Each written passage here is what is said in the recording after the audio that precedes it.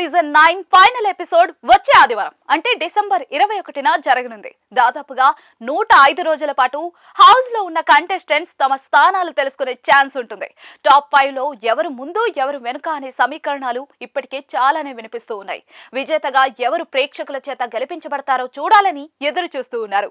అయితే Bigg Boss season final episode కి host నాగార్జునతో పాటు మరో చీఫ్ గెస్ట్ కూడా వస్తూ ఉంటారు.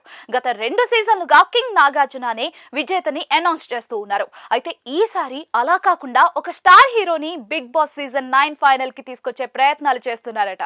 ఎలాగో సంక్రాంతికి భారీ సినిమాల రిలీజ్లు ఉన్నాయి.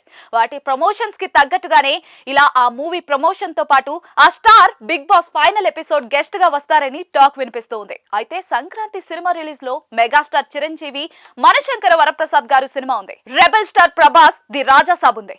ఈ రెండిటిలో the Raja Saab pan India release కాబట్టి ప్రభాస్ ని గెస్ట్ గా పిలిస్తే పాన్ ఇండియా లెవెల్లో Bigg Boss season 9 final episode craze తెచ్చుకుంటుందని బిగ్ బాస్ టీం ఆలోచిస్తుందట.